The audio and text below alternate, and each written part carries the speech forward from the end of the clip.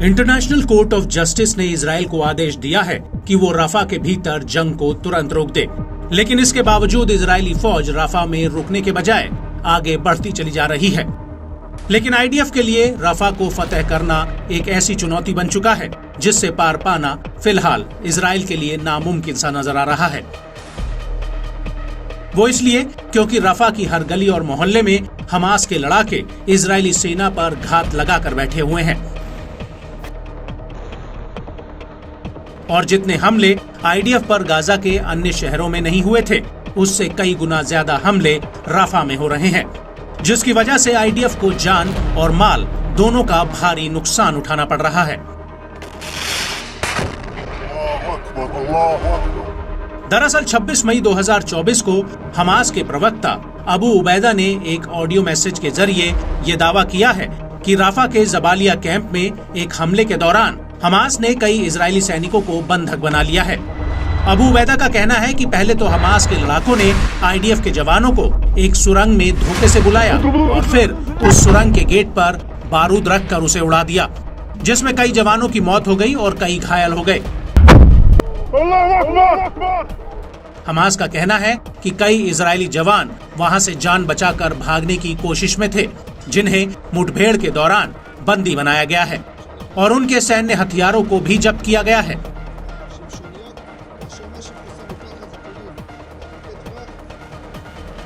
हालांकि इजरायली सेना ने हमास के दावे को तुरंत खारिज करते हुए कहा कि इजरायली डिफेंस फोर्स ये स्पष्ट करती है कि ऐसी कोई घटना नहीं हुई है जिसमें जवानों का अपहरण हुआ हो।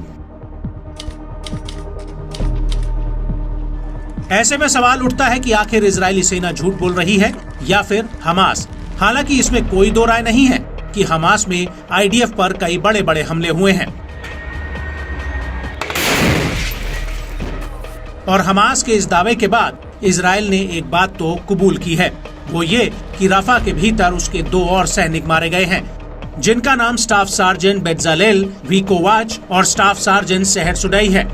आईडीएफ का कहना है कि सार्जेंट बेत्ज़लेल बेत हनून में 22 मई को घायल हुए थे। उनके साथ अन्य 3 इजरायली सैनिकों की मौत हो गई थी। इनमें से 2 जवान हमास के स्नाइपर अटैक और 1 जवान बिल्डिंग में रखे विस्फोटक की चपेट में आकर मरा था।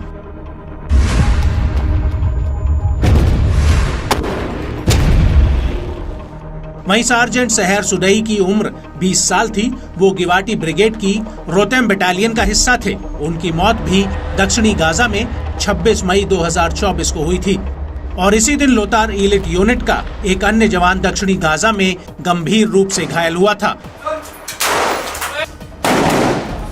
और इन हमलों के बीच गाजा के भीतर इजरायली सैनिकों की मौत का आंकड़ा 288 पर पहुंच गया है। इसके अलावा गाजा के भीतर एक सिविल डिफेंस मिनिस्ट्री कॉन्ट्रैक्टर भी मारा गया है। लेकिन बड़ी बात यह है कि आईडीएफ भी रफा के भीतर हमास पर बड़ी ही आक्रामकता के साथ हमले कर रही है। आईडीएफ का कहना है कि 26 मई को हमास ने तेल अवीव पर जिन लॉन्चर्स से 8 मिसाइलें दागी थी, उन लॉन्चर्स को आईडीएफ के जेट्स ने तबाह कर दिया है। ये लॉन्चर्स रफा शहर के भीतर 2 मस्जिदों के बीच बनाए गए थे। इसको लेकर आईडीएफ के प्रवक्ता डैनियल हैगैरी का कहना है कि ये जगह इजरायली सैनिकों से महज 800 मीटर की दूरी पर थी, जहां पर आईडीएफ अपना अभियान चला रही थी।